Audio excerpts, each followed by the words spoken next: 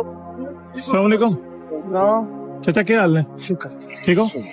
क्या काम कर रहे हो? मजदूरी अच्छा, क्या करांगे? किन्ने पैसे लेने हो सामान लेके जाने? मुतरे वो सफर ने साहब पर होने। अच्छा, जी हाँ। मेरे को 10 मिनट ना रास्ता है, कितने पैसे किन्ने? जाना किधर है? वो तो सामान चाह के थे आना के बदल के है? दो त्रै तोड़े हो सन किस चीज ने?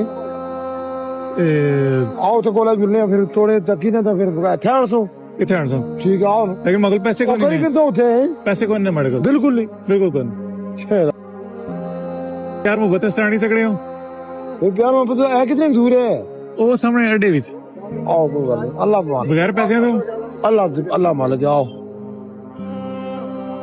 मैंने मजाक करना आओ आओ और ये हाँ मजाक कर रहा था वैसे मतलब गरीब हो मतलब तुम बोले चलो रास्ते भी खत्म हुई कोई गल नहीं ना ना ओए पूरी कर ना मैं वैसे सोना दिल रखना पड़ता माशाल्लाह बहुत बेहतरीन दिल है मैं तो बता आओ कोने ओए पूरी ओए बस कितनी दिहाड़ लगी ने दिहाड़ 5 6 7 साढ़े सात 750 रुपए ਉਹ ਵੀ ਬੜਾ ਜਿਹੜੀ ਛੋਟੀ ਜ਼ੋਰ ਮਾਰੀ ਦੇ ਅਜ਼ਾਨਾਂ ਤੋਂ ਪਹਿਲੇ अच्छा ਅਜ਼ਾਨਾਂ ਤੋਂ ਪਹਿਲੇ ਉੱਠੇ ਤਾਂ फजर से पहले आए हो ਫਜਰ ਤੋਂ ਪਹਿਲੇ ਆਇਆ ਸਾਂ ਨਮਾਜ਼ ਪੜ੍ਹੀ ਸੀ ਨਸੀ ਭੱਜੀ ਤੇ ਪੜ੍ਹਨੀ ਆ ਮੁਸਾਫਰ ਬੰਦੇ ਦੂਈ ਰਕਤ ਵੀ ਸ਼ਾਮਲ ਆਇਆ ਸੀ अच्छा ਤੇ ਹੁਣ ਫਿਰ ਇਹ ਤਾਂ ਬੰਦ ਕਰ ਗਿਆ ਜਿਹੜੇ ਅੱਜ ਪੈਸੇ ਕਮਾਸੋ ਕਿਆ ਖਰਚੋ ਬੱਚਿਆਂ ਵਾਸਤੇ ਬੱਚੇ ਤੇ ਮੇਰੇ ਕਸ਼ਮੀਰ ਹਨ अच्छा ਅਗਲੇ ਜੇ ਭੇਜੇ ਕੱਲ ਮਤਲਬ ਜੇਬ ਖਾਲੀ ਹੋਈ ਸੀ 500 ਰੁਪਏ ਆ ਰਿਹਾ ਸੀ अच्छा ਹੁਣ ਫਿਰ ਕੋਈ 4 ਦਿਨ ਤੋਂ ਬਾਅਦ ਦੇਣੇ ਜੀ ਉੱਤੇ ਇੱਕ ਦੁਕਾਨਦਾਰ ਨੇ ਉਹ ਪੈਸਾ ਈਜ਼ੀ ਕਰ ਗਏ कितने ਫਿਰ ਉਸਨੂੰ 6000 ਰੁਪਇਆ ਸੀ ਕੱਲ 2 ਭੇਜ ਗਿਆ ਸੀ 4 ਉਸਨੇ ਬਾਕੀ ਗਏ ਚਲੋ 2-3 ਦਿਨਾਂ ਤੋਂ ਬਾਅਦ ਮਤਲਬ ਉਸਨੇ ਕਰਜ਼ਾ ਲੈ ਦਿਆ अच्छा अब बस ये निजाम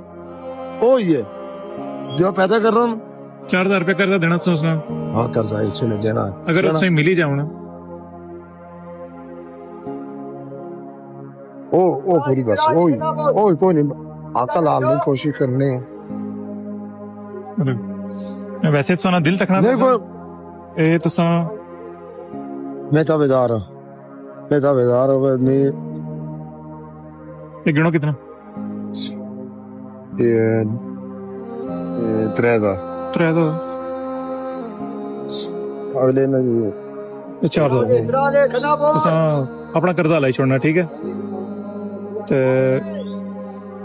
इना 500 रुपए नहीं तुसा खाना तुसा को मैं पूछा कि तुसा बगैर पैसे तो मेरे नाल चले जा तुसा इतनी प्यार मोहब्बत की थी ये पैसे तुसा जड़ा तुसा पर कर्ज आना ओ लाना ठीक है खुश हो